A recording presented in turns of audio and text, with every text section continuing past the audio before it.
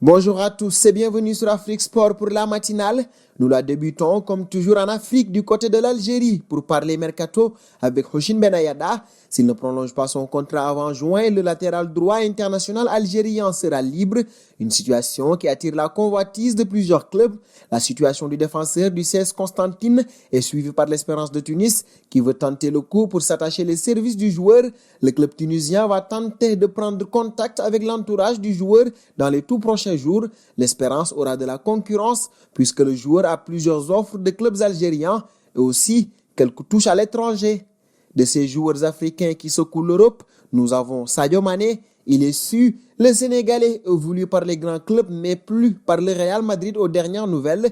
Désiré de renforcer son secteur offensif la saison prochaine, Zinedine Zidane, l'entraîneur du Real Madrid, aurait fait de Sadio Mané sa priorité pour le prochain mercato. La presse espagnole indiquait récemment que le technicien français serait confiant en ce qui concerne ce dossier et aurait même déjà lancé les hostilités en approchant les représentants du Sénégalais pour entamer les discussions. Sauf que les prestations d'Erling Braut Haaland avec le Borussia Dortmund pourraient changer les choses dans la tête de Zidane. Selon les informations de l'Express, Mané n'est plus sa priorité. L'entraîneur madrilène a changé de plan et considère désormais Haaland comme la cible à ne pas rater.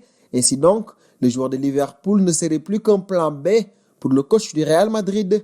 De ce dossier Sadio Mané, passons à celui d'Achraf Hakimi. Logiquement, il devrait tout d'abord retourner du côté du Real Madrid, avec qui il est sous contrat jusqu'en juin 2022.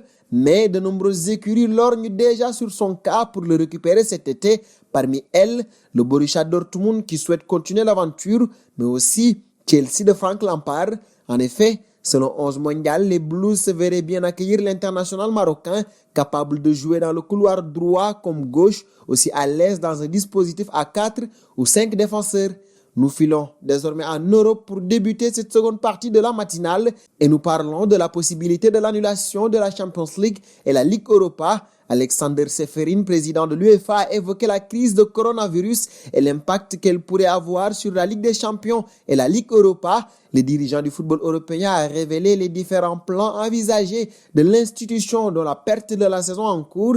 Alexander Seferin, interrogé par la Repubblica, a fait savoir que la saison déjà entamée pourrait être perdue dans les différentes compétitions organisées par l'UEFA, que sont ainsi la Ligue des Champions et la Ligue Europa. En ce qui concerne l'Euro, le dirigeant de l'instance européenne croit qu'il pourra aussi démarrer le 11 juin, ce qui va obliger les clubs à adapter leur nombre de matchs si nécessaire.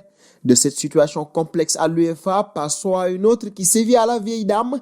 Les joueurs de la Juventus ne seront pas payés durant 4 mois et l'accord de Cristiano Ronaldo a été décisif dans les négociations menées par Giorgio Chiellini. CR7 est évidemment le bianconero le mieux payé avec un salaire de 31 millions d'euros net par an. C'est donc un total de 10,3 millions d'euros que l'ancien du Real Madrid n'encaissera pas en se privant de ses 4 prochains paiements mensuels. Il en survivra. Ronaldo gagne d'ailleurs pas moins de 4 fois plus que tout autre joueur de la Juventus. Les homoluments de Mathis de Ligt, Adrien Rabiot, Paulo Dybala et Gonzalo Higuain ayant été fixés à 7 millions d'euros annuels. Et de CR7, nous passons à Xavi. L'ancien milieu de terrain emblématique du FC Barcelone et actuellement entraîneur du club qatari d'Al-Sadd a avoué qu'il souhaitait revenir au Barça sous certaines conditions. Xavi veut tout recommencer à zéro. Il se voit libre de faire ses choix et serait ravi de travailler avec Carles Puyol, qui a été capitaine du Barça, et Jordi Cruyff, très bon négociateur. Reste à savoir si la direction du Barça accédera à ces demandes. Dernier point de notre matinale, le décès de José Luis Campón, la légende de l'Atlético de Madrid, est décédé du coronavirus ce dimanche, au lendemain du décès du jeune Christian Mincholla, jeune espoir de 14 ans des Colchoneros. C'est un nouveau drame qui s'abat sur le club madrilène, sacré 2 fois champion d'Espagne, 1973-1977, et vainqueur d'une coupe intercontinentale en 1974. L'ancien international espagnol nous a quittés. Testé positif au Covid-19, le virus l'a emporté. À l'âge de 72 ans, il souffrait de la maladie de Parkinson. Le Real Madrid s'est joint à la souffrance de son rival historique pour ainsi rendre hommage aux défunts.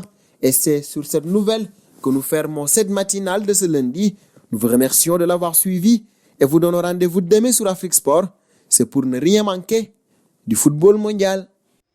Abonnez-vous sur la chaîne Afrique Sport pour de nouveaux contenus exclusifs de vos sportifs préférés. N'oubliez pas également d'activer la petite cloche pour ne rien rater.